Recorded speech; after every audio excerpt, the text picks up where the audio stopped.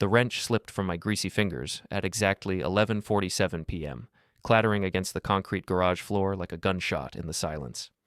I'd been under the hood of my old Ford for 3 hours, trying to fix a carburetor that had more miles on it than a traveling salesman, when I heard Lumi's voice drift through the thin walls separating our garage from the kitchen. "No, darling, I can't talk long. Kellen's in the garage again, playing with his toys." Her laugh was soft, intimate, the kind she used to reserve for me back when we actually talked, instead of exchanging grocery lists and utility bills. I wiped my hands on an oil-stained rag and crept closer to the door, my boots silent on the concrete. "Tomorrow night? The usual place? I've been thinking about you all day." My stomach dropped like a stone into dark water. 37 years old, and I was eavesdropping on my own wife like some paranoid teenager. But paranoia implies irrational fear, and there was nothing irrational about the ice-cold certainty spreading through my chest. "Kellen? Oh, he's completely oblivious. Yesterday he asked if I was working late again, and I just smiled and nodded. He actually thanked me for being so dedicated to my career." The bitterness in her voice cut deeper than any insult. I'd married Lumi Varon 8 years ago, back when she was a junior account executive at Morrison & Associates, and I was a logistics coordinator at the shipping company. We'd met at Colby's bar during happy hour, both complaining about our respective bosses over cheap beer and stale pretzels. She'd laughed at my jokes then, called me her diamond in the rough. Now she was a senior partner at the city's most prestigious PR firm, driving a BMW and wearing designer suits that cost more than my monthly salary. And I was still fixing trucks and managing inventory, apparently too stupid to notice my wife's affair. "I have to go. He's probably wondering where I am. See you tomorrow, my love." The phone clicked off, and I heard her heels clicking across the kitchen tiles. I grabbed my wrench and dove back under the hood, my heart hammering against my ribs like it was trying to escape. "Kellen, are you planning to sleep out there?" I emerged from under the hood, forcing a smile that felt like broken glass. "Just finishing up? This old girl's giving me trouble." Lumi stood in the doorway, her auburn hair perfectly styled despite the late hour, her makeup flawless. She was beautiful, always had been. At 35, she could still turn heads at restaurants and make other men stumble over their words. Maybe that was the problem. "You know you could just take it to a mechanic," she said, her tone suggesting I was being deliberately difficult. "Where's the fun in that?" I wiped my hands again, studying her face for any sign of guilt. Nothing. She was as composed as a poker player with 4 aces. "Well, don't stay up too late. Some of us have important meetings tomorrow. Some of us, like I spent my days playing video games instead of managing a warehouse full of temperamental employees and impossible deadlines." "Right. Your big client dinner." "Exactly." She turned to go, then paused. "Oh, and Kellen?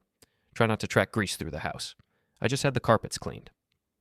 After she disappeared upstairs, I stood alone in the garage, surrounded by the familiar smells of motor oil and rust.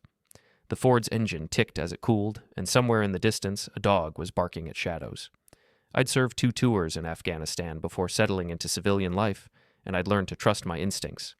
Right now, every instinct I had was screaming that my marriage was a lie, my wife was a stranger, and I was the biggest fool in a city full of them. But instincts weren't proof. And if there's one thing the Army taught me, it's that you never engage the enemy without proper reconnaissance. Before we dive deeper into this story, I have one small request. Please subscribe, drop a like, comment, and hit that hype button to boost this channel so more people can discover these incredible Reddit stories. I pulled out my phone and scrolled through my contacts until I found Colby Varon's number. Colby owned the bar where Lumi and I had met, and more importantly, he knew everyone's business in this town. If Lumi was having an affair, Colby would know about it. The phone rang twice before his gravelly voice answered. "Kellen? It's almost midnight, brother. What's wrong?" "I need a favor, Colby, and I need you to be straight with me." A pause. "This about Lumi?" My throat tightened. "What do you know?" "Meet me at the bar tomorrow after work. We'll talk." The next morning, Lumi was gone before I woke up, leaving only a note on the kitchen counter. "Early meeting. Don't wait up tonight. Client dinner will run late. L. No love, no XOXO, just an initial like she was signing a business memo." I arrived at work to find my assistant manager, Pete, dealing with a crisis involving a delayed shipment and an angry customer. Pete was 26, eager, and reminded me of myself at that age, back when I thought hard work and loyalty were enough to build a life on. "Mr. Brooks, the Henderson account is threatening to pull their contract if we don't get their order delivered by Friday." "Then we'll get it delivered by Friday." I poured coffee from the break room machine, black and strong enough to wake the unconscious. Call the trucking company and tell them we'll pay the rush fee. Sometimes you have to spend money to keep money. Pete nodded and hurried off, and I settled into my office to review inventory reports. But my mind kept drifting to Lumi's phone call, to the intimate tone in her voice, to the casual way she dismissed me as completely oblivious. Maybe I had been oblivious. Maybe I'd been so focused on keeping our household running smoothly that I'd missed the signs. But I wasn't oblivious anymore. At lunch, I drove across town to Morrison & Associates, parking across the street from the gleaming glass tower where my wife worked. I felt ridiculous, like a private investigator in a bad movie, but I needed to see her in her element. I needed to understand who she'd become. At 12:30, Lumi emerged from the building with two other women, all of them dressed in power suits and carrying designer handbags. They walked with the confident stride of people who made important decisions and commanded respect. Lumi was laughing at something one of her companions had said, her face animated in a way I rarely saw at home anymore. They entered an upscale restaurant 3 blocks away, the kind of place where lunch cost more than most people's grocery budget.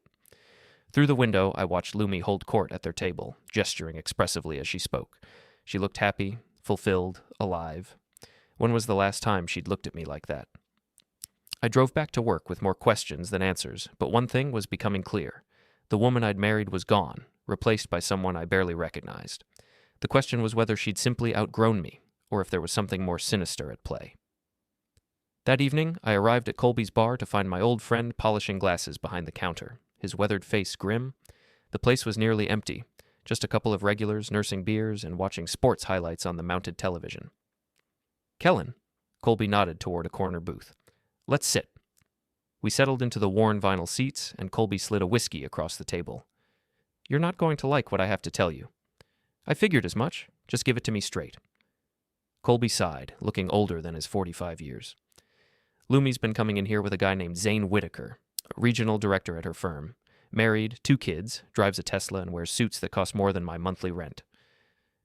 The whiskey burned going down, but not as much as the confirmation of my worst fears. "How long?" 6 months, maybe more. They're not exactly subtle about it. Last week I saw them holding hands right here in this booth. She was wearing that red dress you bought her for your anniversary." My anniversary gift, worn for another man. The irony was so perfect it almost made me laugh. "There's more," Colby continued. "Her friends know. Hell, half the bar knows. They think you're either blind or stupid. Maybe I am both. No, brother. You're just a decent guy who trusted his wife. That's not stupidity. That's honor. But honor doesn't mean you have to be a doormat." I finished my whiskey and signaled for another. "What would you do?" Colby's smile was sharp as a broken bottle. "I'd make sure they regretted underestimating me, but that's just me. I spent the next 3 days in reconnaissance mode, using skills I'd hoped never to need again. The Army had taught me patience, observation, and the importance of gathering solid intelligence before making any moves. Lumi and her lover were about to discover that their oblivious target had been trained by professionals. Wednesday morning, while Lumi showered, I cloned her phone's backup to my laptop using software Pete had recommended for inventory tracking. Funny how technology designed for legitimate business purposes could be repurposed for personal warfare. The evidence was overwhelming. Months of text messages, restaurant receipts, hotel bookings, all carefully hidden in apps I'd never heard of. Lumi had been living a double life with the precision of a professional spy. The messages made my stomach turn. "Can't wait to feel your hands on me again. Kay is working late tonight. We have until midnight."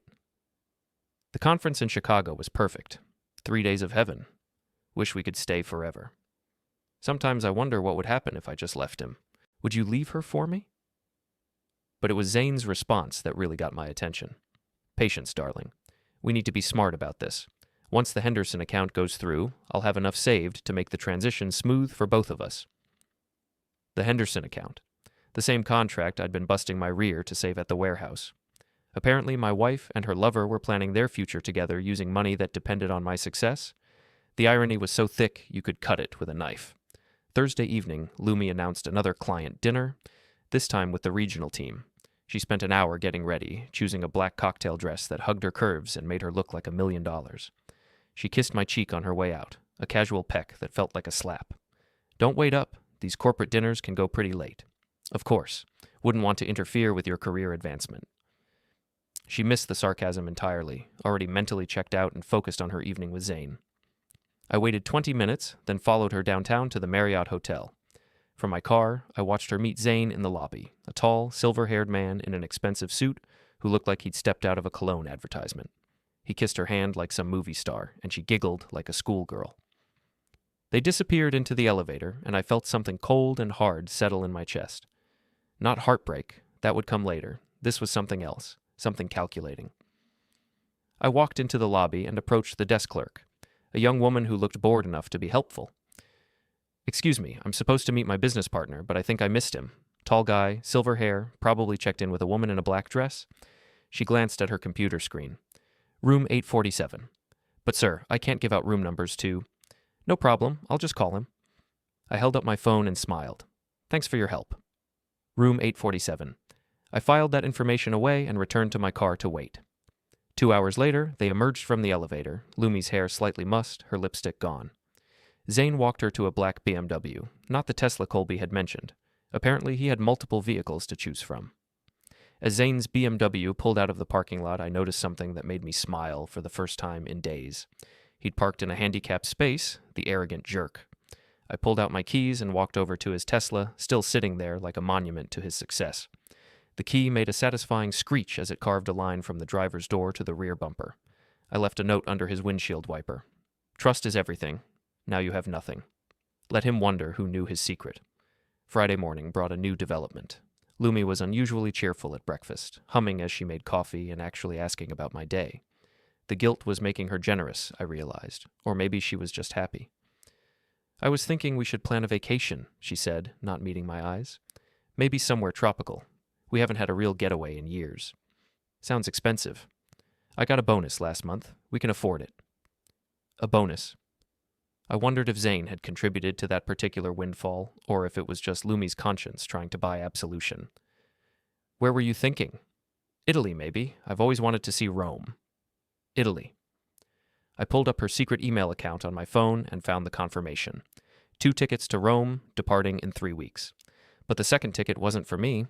It was for Z. Whitaker. My wife was planning to take her lover to Italy on what she described as our romantic vacation. The audacity was breathtaking. That afternoon, I called the travel agency and canceled the trip, claiming to be Zane Whitaker with a family emergency. Then, I forwarded the cancellation email to Lumi's work friends, along with a note. "Sorry, everyone. Lumi's romantic getaway has been postponed indefinitely. Family drama, you understand. Let them ask her about that." Saturday morning, Lumi was in a foul mood. She'd obviously discovered the canceled trip and was trying to figure out what had gone wrong. She made several phone calls, her voice getting sharper with each conversation. "What do you mean the reservation was canceled? I never called you." "Yes, I understand you can't just reinstate—" "Fine, fine." She slammed the phone down and stared at it like it had personally offended her. "Problems?" I asked, not looking up from my newspaper. "Just work stuff. Nothing important." I turned the page to the sports section. "Hey, did you know the Hendersons are thinking about pulling their contract? Pete mentioned it yesterday. Apparently they're not happy with our service levels." Lumi's face went pale. "What? But that's impossible. Zane assured me that account was solid." Zane assured her. "Not the regional team or our analysis shows." "Zane. Well, you know how these big clients can be. Fickle. One day you're their favorite vendor, the next day you're yesterday's news." I watched her process this information, saw the wheels turning as she calculated what a lost Henderson account might mean for her lover's bonus structure. It was like watching someone do math problems in their head, except the numbers represented the collapse of her secret plans. "I need to make some calls," she said, grabbing her phone and heading upstairs. While she was busy trying to salvage her lover's financial situation, I accessed our joint savings account online.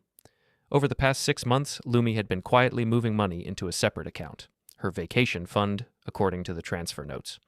Except now I knew the vacation was supposed to be with Zane, not me. I transferred every penny back to our joint account, then changed the passwords on all our shared financial accounts. If Lumi wanted to fund her affair, she'd have to use her own money. Sunday evening, she was quiet during dinner, picking at her food and checking her phone constantly. Finally, she looked up at me with an expression I couldn't quite read. "Kellen, do you think we're happy?" The question caught me off guard. "What do you mean?" "I mean, are you satisfied with where we are, with who we've become?" I studied her face, looking for any sign that she was about to confess, about to come clean and give us a chance to work through this mess. For just a moment, I felt a flicker of hope. I think happiness is something you have to work for, I said carefully. It doesn't just happen automatically, she nodded slowly. That's very wise. Why do you ask? No reason. Just thinking about the future, I guess. The future. Her future with Zane, funded by money she'd stolen from our marriage and secured by contracts I was working to save. The hope flickered and went out, replaced by something much colder. The future's what you make of it, I said. Some people build it on solid ground. Others build it on lies and see how long it takes to collapse. Lumi's eyes narrowed slightly, but she just nodded and returned to her phone. That night, as she slept beside me, I lay awake staring at the ceiling and planning my next moves. I'd gathered enough intelligence to confirm what I'd suspected. My wife was a stranger, my marriage was a fraud, and I'd been cast in the role of the fool. But every good intelligence operation has a second phase, action, and I was just getting started. Monday morning brought a phone call that changed everything. I was reviewing shipping schedules when Pete knocked on my office door, his face grim. Mr. Brooks?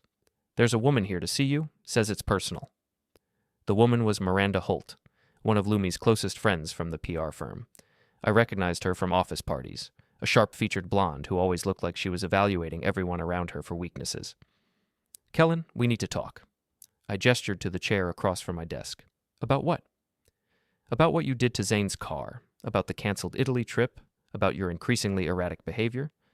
So Lumi had sent her friend to handle me. Interesting approach. I'm not sure what you're talking about, Miranda. Please, we both know you've figured out about Lumi and Zane. The question is, what are you going to do about it? Her directness was refreshing in a way. No more pretending, no more careful word choices, just honest manipulation. What would you suggest I do? Miranda leaned forward, her expression earnest. Be reasonable. Lumi is miserable in this marriage, Kellen. She has been for years. You two have grown apart, and that's nobody's fault. But she deserves a chance at happiness. With a married man. Zane is getting divorced. His wife already knows, and they're working out the details. This isn't some sordid affair. It's two people who found love in an impossible situation. The lies came so easily to her that I almost admired the performance. According to Lumi's text messages, Zane's wife had no idea about the affair, and he'd shown no signs of leaving her. And what about me? Do I deserve a chance at happiness? Of course you do. That's why Lumi wants to handle this amicably. No lawyers, no ugly court battles, just two adults who recognize that their relationship has run its course. How generous of her. Miranda smiled, mistaking my sarcasm for agreement. I knew you'd be reasonable. Lumi was worried you might make things difficult, but I told her you were too smart for that. Too smart for what exactly? For trying to fight a battle you can't win? Lumi has resources now, Kellen. Connections. If you force her hand, you'll end up with nothing. There it was, the threat beneath the friendly advice. Lumi had sent her friend to intimidate me into accepting my role as the discarded husband. I appreciate you coming by, Miranda. Really, it's good to know where everyone stands. She stood up, smoothing her skirt. I'm glad we understand each other. Lumi will be relieved. After she left, I sat alone in my office, processing what I'd learned. Lumi wasn't just having an affair. She was planning a complete exit strategy, with Miranda as her advanced scout. They'd already decided I was beaten, just a matter of managing the details. That evening, I drove to Colby's bar and found my old friend waiting with a whiskey and a knowing look. You look like a man with a plan, he said. I'm working on it. Tell me about Miranda Holt. Colby's expression darkened. Miranda? Now there's a piece of work. She used to date a buddy of mine back before she got successful. Treated him like garbage, then dumped him for a guy with more money. Why? No, she paid me a visit today. Tried to convince me to go quietly. And? I told her I'd think about it. Colby laughed. You're learning, brother. Never let them know what you're really thinking. Speaking of which, I need another favor. You know people in this town, people who talk? I want everyone to know about Lumi and Zane, but I want it to seem like gossip, not like I'm spreading it around. That's easy enough. Half the people who come in here work at Morrison & Associates or do business with them. A few casual comments, and it'll be all over town by the weekend. Good. But I want you to add something to the story. Tell people that Zane's been bragging about how easy it was to fool his wife and his girlfriend's husband. Make him sound arrogant. Colby's grin was wicked. I like the way you think. Tuesday brought the first results of our campaign. I was having lunch at a diner near the warehouse when I overheard two women at the next table discussing the scandal at Morrison & Associates. I heard he's been juggling both women for months, one of them said. His wife thinks he's working late, and the other woman's husband doesn't suspect a thing. Men like that always think they're so clever, the other replied. But they usually get what's coming to them. By Wednesday, the gossip had reached Lumi. She came home from work looking shaken, her usual confidence replaced by nervous energy. "People are talking," she said without preamble. "About what?" "You know what? Someone's been spreading rumors about me and Zane." I looked up from my dinner, trying to appear concerned. "What kind of rumors?" "The kind that could ruin both our careers. This is serious, Kellen." "Have you considered that maybe the rumors are true?" The words hung in the air between us like smoke from a fire. Lumi's face went through several expressions, surprise, anger, calculation, before settling on wounded innocence. "How can you say that? How can you even think that?" "Because I've been thinking a lot lately, about how many late nights you've been working, about how distant you've become, about how you look at me like I'm something you stepped in." "That's not... I would never..." "Never what, Lumi? Never cheat on me, never lie to me, never plan a romantic vacation with another man using money you stole from our savings?" Her face went white. "I don't know what you're talking about." "Italy, 2 tickets, Zede Whitaker. Ring any bells?" For a moment, I thought she might confess. Her shoulders sagged, and she looked like a woman who'd been carrying a heavy burden for too long, but then her spine straightened and the mask slipped back into place. "You've been spying on me." "I've been paying attention. There's a difference." "This is insane. You're being paranoid and jealous, and now you're making up elaborate conspiracy theories to justify your insecurity. It was a masterful performance, turning my legitimate concerns into character flaws, making me the villain in her story. If I hadn't seen the evidence with my own eyes, I might have believed her." "Okay," I said quietly. "Maybe you're right. Maybe I am being paranoid." Relief flickered across her features. "Kellen, I know things have been difficult between us lately, but that doesn't mean..." I said, "Maybe you're right. I didn't say I believed you." The relief vanished. "What's that supposed to mean?" "It means I'm going to find out the truth, and when I do, we're going to have a very different conversation." That night, Lumi made a phone call from the bathroom, thinking the running water would mask her voice. But I'd planted a small recording device behind the toilet tank earlier that day, another skill courtesy of military intelligence training. "He knows," she whispered. "Not everything, but enough to be dangerous." Zane's voice was tinny through the cheap recorder, but his words were clear enough. How much does he know? He mentioned Italy, and he somehow found out about the savings account transfers. That's not good. If he starts digging deeper, he won't find anything. I've been careful. What about Miranda? Did she talk to him? She tried, but he's not as stupid as we thought. We might need to accelerate our timeline. I can't leave my wife yet. The divorce would cost me everything. Then what do you suggest we do? A pause. Let me think about it. Maybe there's another way to handle this. Another way to handle this. I didn't like the sound of that. Thursday morning, I arrived at work to find Pete waiting with bad news. "Mr. Brooks, the Henderson account just canceled their contract. They said they're going with a competitor." Not from the business loss, but from the implications. The Henderson account was Zane's responsibility at Morrison and Associates. If he'd deliberately sabotaged it, he was playing a much deeper game than I'd realized. Did they give a reason? Something about reliability concerns. They said they'd heard rumors about management instability at our company. Management instability. Someone had been spreading rumors about me, just as I'd been spreading rumors about them, but their rumors had teeth. They'd cost me a major contract and probably put my job at risk. I called Colby immediately. "We need to escalate this. They're not just planning to leave me. They're trying to destroy me first." "What do you need?" "Everything you can dig up on Zane Whitaker. Financial records, personal history, anything that might give us leverage." "That's going to take some time." "We don't have time. They're moving faster than I expected." That evening, I confronted Lumi directly. "The Henderson account canceled today." She looked up from her laptop, her expression carefully neutral. "Oh, that's unfortunate?" "Unfortunate. That's one word for it. Another word might be convenient." "What's that supposed to mean?" "It means the contract was worth a significant bonus to Zane Whitaker. Now that it's gone, he doesn't have to worry about leaving money on the table when he quits his job." Lumi's fingers paused over her keyboard. "You think Zane had something to do with losing the Henderson account?" "I think a lot of things, Lumi. Most of them unpleasant." She closed the laptop and looked at me directly. "Kellen, I think you should talk to someone. A therapist, maybe. These paranoid thoughts aren't healthy." "You're right. I should talk to someone, maybe a lawyer." The threat was subtle but clear, and Lumi received it like a physical blow. "You wouldn't. Try me." We stared at each other across our kitchen table, Two people who'd once promised to love and honor each other, now circling like fighters looking for an opening. "I want you to leave," she said quietly. "This is my house, too." "Then I'll leave." "Where will you go? Zane's place? I'm sure his wife would love to meet you." Lumi's composure finally cracked. "Stop it. Just stop." "Stop what? Stop asking questions? Stop paying attention? Stop caring that my wife is screwing another man?" "I'm not—" "Don't." My voice was sharp enough to cut glass. "Don't insult my intelligence any more than you already have." She stood up abruptly, her chair scraping against the floor.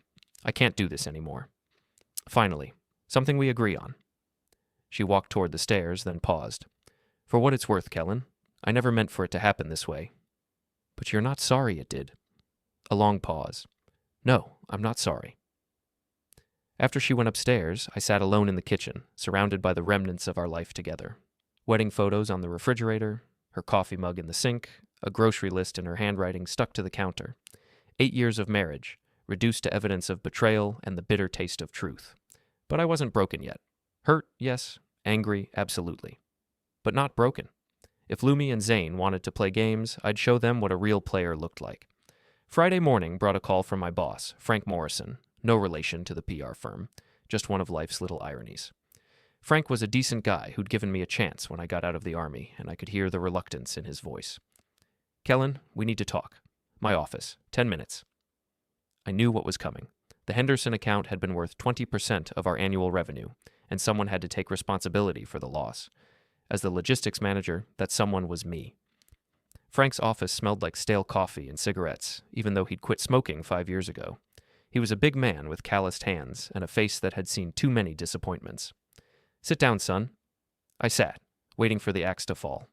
"The Henderson situation has put us in a tough spot," Frank began. "The board is asking questions, and they want answers I don't have." "I understand." "Do you? Because I'm not sure you do." He leaned forward, his expression serious. "Tom Henderson called me personally yesterday. Said he'd heard rumors about instability in our management team. Specifically mentioned concerns about your reliability." "My reliability?" His exact words were, "personal problems affecting professional judgment." "Want to tell me what that means?" So Zane had been busy, spreading poison about me to our biggest client. The strategy was elegant in its simplicity. Destroy my professional reputation, eliminate my income, and leave me with nothing to fight back with. "I think someone's been feeding the Hendersons false information." "Someone like who?" I could have told him about Zane, about the affair, about the deliberate sabotage, but Frank was a practical man who valued results over drama. Accusations without proof would only make me look desperate. "I'm not sure yet, but I intend to find out." Frank studied my face for a long moment. "Kellen, you're a good employee and a decent man, but decent doesn't pay the bills.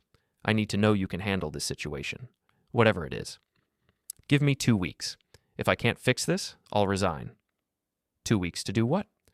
"To prove that Tom Henderson was lied to, and to show you who's really responsible for losing that account."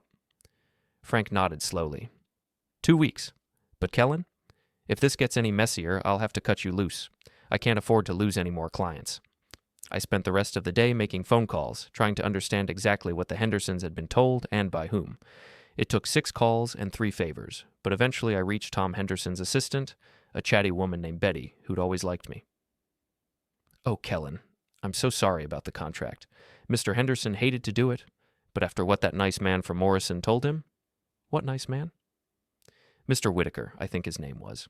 Such a professional gentleman. He was very concerned about you, said he hated to be the bearer of bad news, but felt obligated to warn us about potential problems."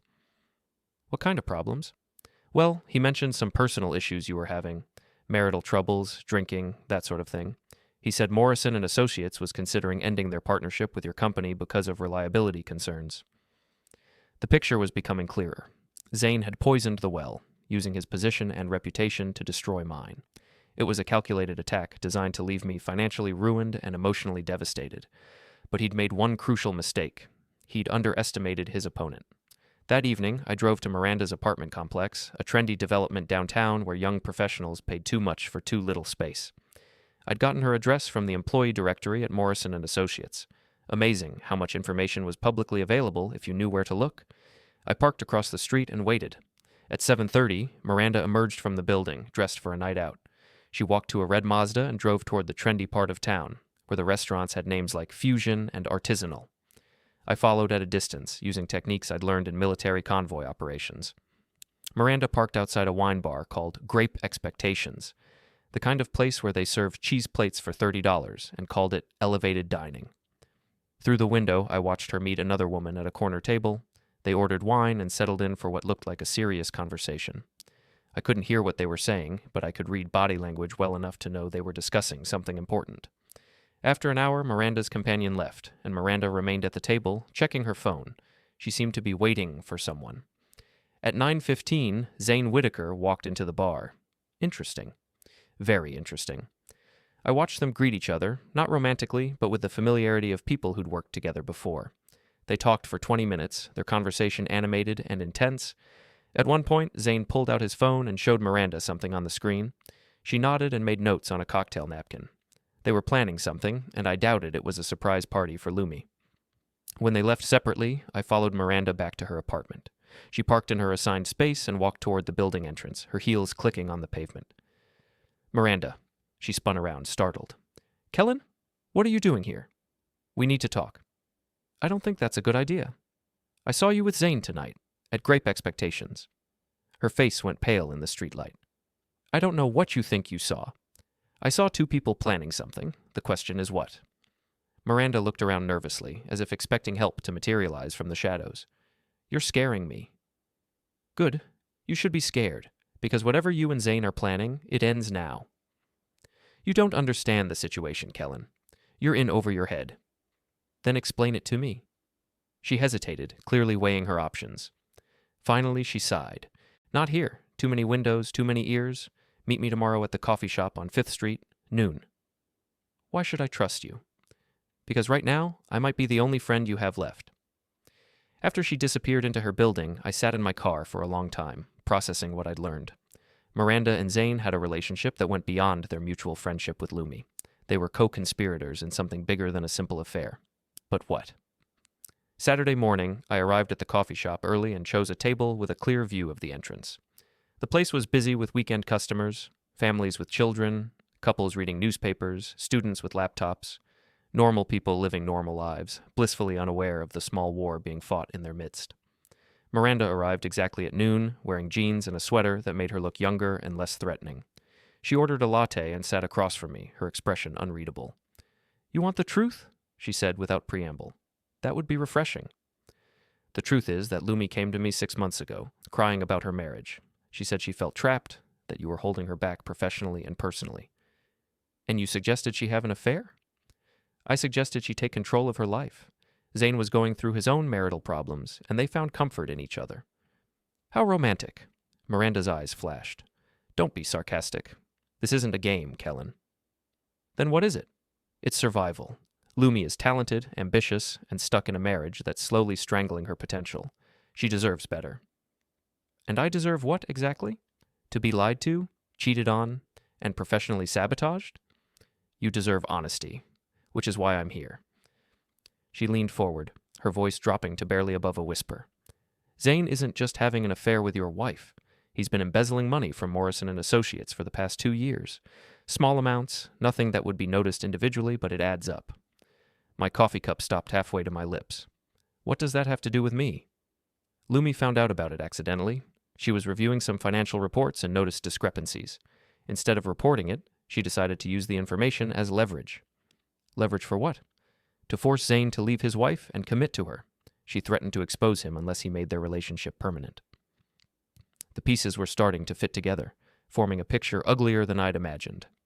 So Zane is trapped between his wife and my wife, with prison as the alternative. Exactly. And desperate people do desperate things. Like sabotaging my career.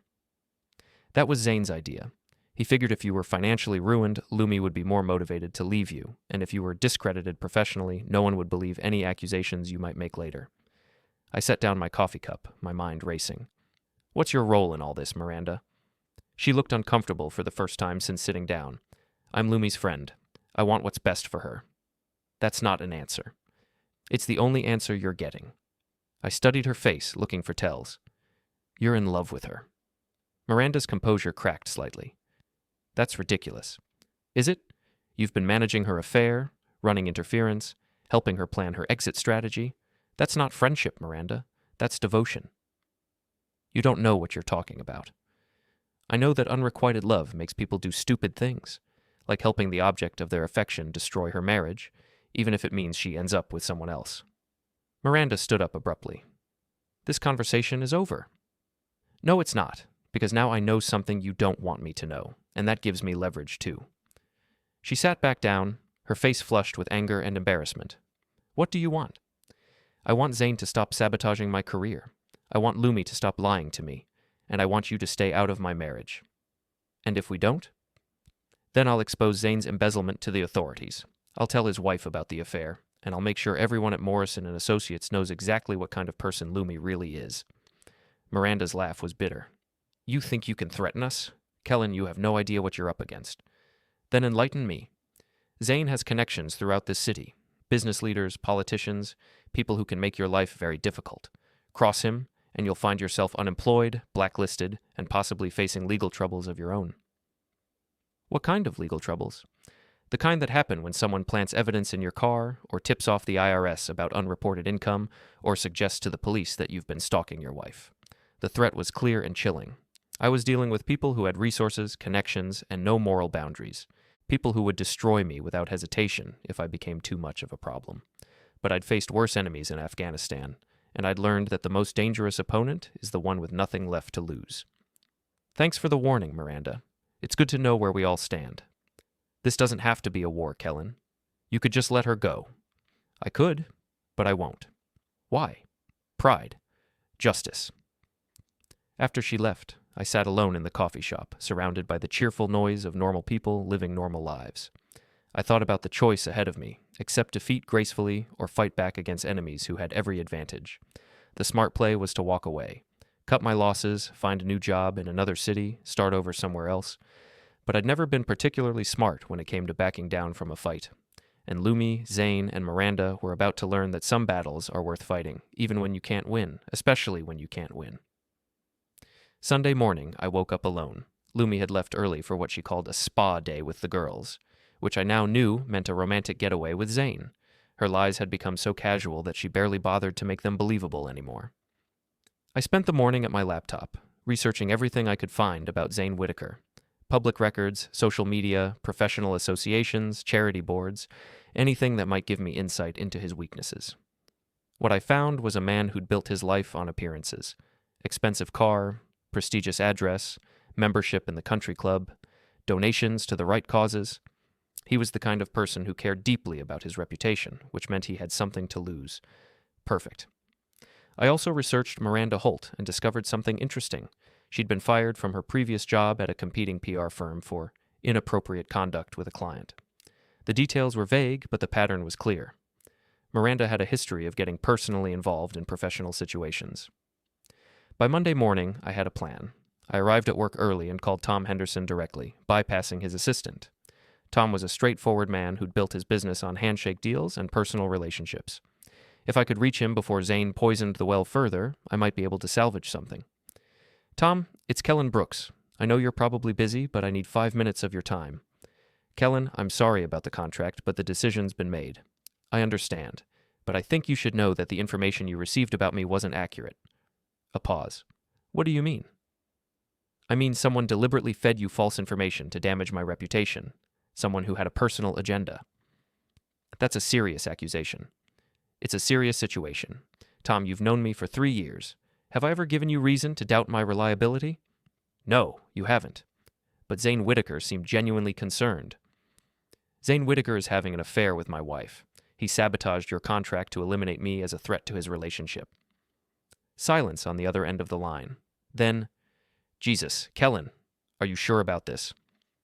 I have proof. Phone records, hotel receipts, financial transfers. Zane used his position at Morrison and Associates to destroy my credibility with you. Why are you telling me this? Because you deserve to know the truth, and because I think you should reconsider doing business with people who use their professional relationships for personal vendettas. Another long pause. Send me what you have. I'll review it and get back to you. Thank you, Tom. That's all I ask. After I hung up, I compiled a package of evidence. Screenshots of Lumi's text messages with Zane, copies of hotel receipts, records of the secret savings account transfers, and a timeline showing how the Henderson contract was sabotaged immediately after I discovered the affair. I sent the package to Tom Henderson with a cover letter explaining the situation in clinical, professional terms. No emotion, no pleas for sympathy, just facts and evidence. Then I sent copies to 3 other major clients, along with a warning about Zane's tactics. Tuesday brought the first response. Tom Henderson called at 10 a.m., his voice grim. "Kellen, I've reviewed your materials. If this is accurate, it's deeply disturbing." "It's accurate."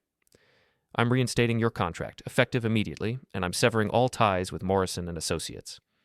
"Thank you, Tom." "Don't thank me yet. This is going to get ugly, and you're going to be in the middle of it." He was right. By Wednesday, the fallout had begun. Lumi came home from work looking shell-shocked, her usual composure completely gone. "What did you do?" she demanded. "I told the truth." "You sent private communications to our clients. You violated my privacy." "Your privacy? You mean your adultery?" "You had no right. I had every right. You're my wife, and he's been sabotaging my career. What did you expect me to do?" Lumi's face was flushed with anger and panic. Zane could lose his job. The firm could lose major accounts. "That's unfortunate. Maybe you should have thought about consequences before you decided to betray me." "This isn't over, Kellen. You think you've won something, but you've just made everything worse." "For who? You? Zane? Miranda? I'm not particularly concerned about making life difficult for people who've been trying to destroy mine." That evening, my phone rang. The caller ID showed Zane Whitaker's number. "We need to talk," he said without preamble. "I don't think we have anything to discuss." "You're making a mistake? A big one." "The only mistake I made was trusting my wife." "Meet me at the warehouse district tomorrow night. Pier 7. Come alone." "Or what?" "Or you'll regret it." The line went silent. I stared at my phone, processing the threat. Zane was escalating the situation, moving from professional sabotage to personal intimidation, which meant he was desperate. Thursday evening, I drove to Pier 7 in the warehouse district, a collection of abandoned buildings and empty lots where the city's industrial past slowly rusted away. It was the kind of place where bad things happened to people who weren't careful. I parked under a streetlight and waited. At exactly 9 p.m., a black BMW pulled up, and Zane Whitaker stepped out. He was still wearing his expensive suit, but his usual polish was gone. He looked like a man under pressure. "You came," he said. "You asked nicely." "Let's cut the sarcasm. You've caused enough damage." "I've caused damage? That's rich, coming from someone who's been embezzling from his own company." Zane's face went white. "I don't know what you're talking about." "Miranda told me everything. The missing money, Lumi's blackmail, your desperate attempt to eliminate me as a problem. It's quite a story." "Miranda talks too much. She's in love with my wife. People in love do stupid things." Zane laughed, but there was no humor in it. "You think you understand what's happening here, but you don't. This is bigger than your hurt feelings about your wife's affair." "Then explain it to me." "Lumi isn't just having an affair, Kellen. She's been helping me move money through offshore accounts. She's as guilty as I am." The revelation hit me like a physical blow. "You're lying." "Am I? Check her laptop sometime. I'll look for files labeled European Consulting. See what you find. Even if that's true, it doesn't justify what you've done to me. What I've done, I've tried to handle this situation quietly without involving the authorities, but you forced my hand." "Meaning what?" "Meaning that if I go down, I'm taking Lumi with me, and probably you too, since you've been living off the proceeds of our activities. I didn't know anything about your embezzlement. Try proving that to a jury, especially after they hear about your military training, your recent erratic behavior, and your obvious motive for revenge." The threat was clear. Zane was prepared to frame me as a co-conspirator in his crimes. With his connections and resources, he might actually succeed. "What do you want?" I asked. "I want you to back off. Stop spreading rumors, stop contacting our clients, stop making trouble. In exchange, I'll make sure you're not implicated in any financial irregularities." "And Lumi?" "Lumi made her choice. She's with me now, and that's not changing." I studied his face in the streetlight, looking for any sign of weakness. What I saw was a man who'd painted himself into a corner and was willing to destroy anyone who threatened his escape route. "I need time to think about it." "You have 24 hours. After that, I start making phone calls to people you don't want to meet." He got back in his BMW and drove away, leaving me alone in the warehouse district with the weight of his threats pressing down like a physical presence. I sat in my car for a long time, thinking about my options. I could accept his terms and walk away, letting him and Lumi disappear into their new life together. I could try to fight back and risk being framed for crimes I didn't commit, or I could do something else entirely, something that would ensure none of them ever underestimated me again. By the time I drove home, my decision was made. If Zane wanted to play hardball, I'd show him what a real game looked like. Friday morning, I called in sick to work and spent the day preparing for war. Not the kind of war I'd fought overseas, but something more personal and infinitely more dangerous. First, I drove to a storage unit across town and retrieved a box I'd hoped never to open again, my old military gear, including surveillance equipment and communication devices that weren't exactly available at Best Buy. The Army had taught me that information was the most powerful weapon, and I intended to use every tool at my disposal. Next, I visited Colby at his bar, finding him alone during the afternoon lull between lunch and happy hour. "You look like a man with a plan," he said, pouring me a whiskey I didn't want but needed anyway. "I need to ask you something, and I need you to be completely honest." "Shoot." "How far are you willing to go to help me?" Colby studied my face for a long moment. "What are we talking about here, Kellen?" "We're talking about people who think they can destroy my life without consequences. People who need to learn that actions have prices." "That's not really an answer." "It's the only answer I can give you right now. Are you in or out?" Colby finished cleaning the glass in his hands and set it down carefully. "You saved my life in Afghanistan. I figure I owe you at least one favor." "This might be more than one favor." "Then I guess I'll owe you for a while longer." That evening, I put the first phase of my plan into motion. Using the surveillance equipment from my military days, I planted listening devices in 3 locations: Lumi's car, Miranda's apartment building lobby, and the Morrison and Associates parking garage. The devices were military-grade, nearly undetectable, and capable of transmitting clear audio from a considerable distance. If my enemies wanted to plan my destruction, I was going to hear every word. Saturday brought the first intelligence windfall. Lumi and Miranda met for coffee at a downtown cafe, and their conversation was illuminating. "He's not backing down," Lumi said, her voice tight with stress. "Tom Henderson reinstated his contract, and now 3 other clients are asking questions about Zane." "What does Zane want to do?" "He's talking about framing Kellen for the embezzlement, making it look like he was the one moving money around." "Can he do that? With his connections?" "Probably. But it's risky. If it backfires, we all go to prison." Miranda's voice dropped to barely above a whisper. "There might be another way." "What do you mean?" "Kellen's been acting erratically, making threats, following people around. What if he had some kind of breakdown? What if he became dangerous?" "Miranda, what are you suggesting?" "I'm suggesting that sometimes people with PTSD and marital problems do terrible things, and sometimes those things require police intervention." The implication was clear and chilling. They were discussing framing me not just for financial crimes, but for something that would put me away permanently. I sat in my car, listening to my wife and her friend plan my complete destruction, and felt something inside me go cold and hard as winter steel. Sunday evening, I received another call from Zane.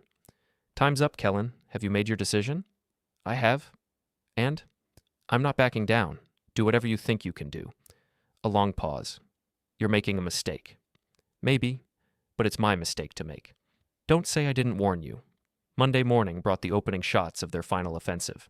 I arrived at work to find 2 police officers waiting in the parking lot, their patrol car parked conspicuously near the entrance. "Kellen Brooks?" The older officer was a sergeant named Martinez, whom I recognized from the local VFW post. "That's me. We need to ask you some questions about your whereabouts last Friday night." "What about Friday night?" "There was an incident at Morrison and Associates. Someone broke into their offices and accessed confidential files. A witness reported seeing someone matching your description in the area." I almost laughed at the transparency of the setup. "What time was this alleged break-in?" "Between 10 p.m. and midnight. I was at home, watching television. My wife can verify that." Martinez looked uncomfortable. "Actually, Mr. Brooks, your wife is the one who reported seeing you leave the house around 9:30 p.m. She said you seemed agitated and mentioned something about making them pay." "My own wife, providing false testimony to frame me for a crime I didn't commit. The betrayal was so complete, so perfectly executed, that I had to admire the craftsmanship even as it destroyed me." "I'd like to call my lawyer." "That's your right, but we're hoping this can be resolved without formal charges. Maybe you could help us understand what's been happening between you and the people at Morrison and Associates." I looked at Martinez, a decent man trying to do his job, and made a calculated decision. Sergeant, I think there are some things you should know about the people who filed this complaint. For the next hour, I laid out the entire story: the affair, the embezzlement, the professional sabotage, and the escalating threats. I showed Martinez copies of the evidence I'd gathered, including recordings of the conversations I'd intercepted. His expression grew grimmer with each revelation. Mr. Brooks, if what you're telling me is true, this is a complex situation involving multiple potential crimes. It's true, and I think you'll find that the break-in at Morrison & Associates was staged to provide pretext for these false accusations against me. We'll need to investigate all of this thoroughly. I understand. In the meantime, I assume I'm free to go? For now, but don't leave town. That evening, I received an urgent call from Colby. You need to get down here right now. We have a problem. I found him waiting in the bar's back office, his face grim. Miranda Holt was just here, asking questions about you. Specifically, she wanted to know if you'd been drinking heavily, talking about revenge, making threats. What did you tell her? I told her you were the most stable guy I knew, but Kellen, she's building a case against you. Talking to people, planting seeds, creating a narrative. What kind of narrative? Disturbed veteran, failing marriage, drinking problem, history of violence. She's trying to make you look like a ticking time bomb. I sat down heavily, the weight of their strategy finally becoming clear. They weren't just trying to frame me for financial crimes. They were constructing an elaborate character assassination designed to destroy my credibility and isolate me from potential allies. There's more, Colby continued. I did some digging on Miranda Holt, like you asked. Turns out her previous job termination wasn't for inappropriate conduct with a client. It was for embezzling money from her employer's accounts. She's done this before? Gets worse. The client she was supposedly inappropriate with. He's now serving time for financial fraud that Miranda helped orchestrate before disappearing and reinventing herself.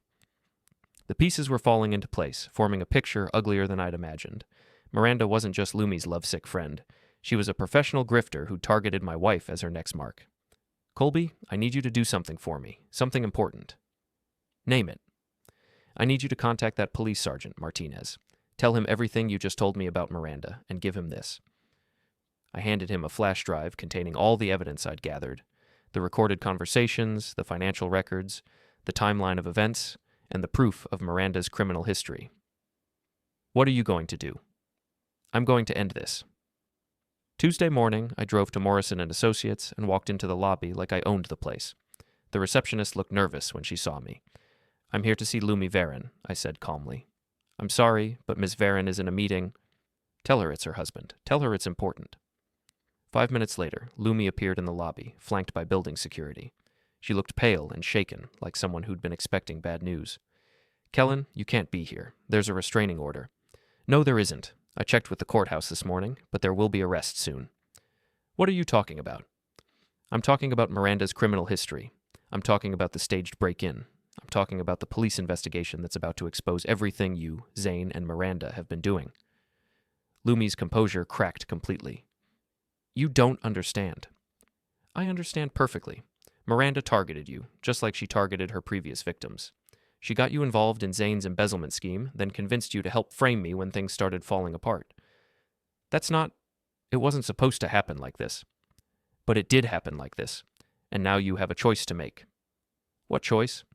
You can cooperate with the police investigation and testify against Miranda and Zane, or you can go to prison with them. Behind Lumi, I could see Zane Whitaker approaching, his face flushed with anger. Security, this man is trespassing. Actually, said a familiar voice from the elevator, this man is helping with a police investigation. Sergeant Martinez stepped into the lobby, followed by 2 other officers and a woman in a business suit who had federal agent written all over her.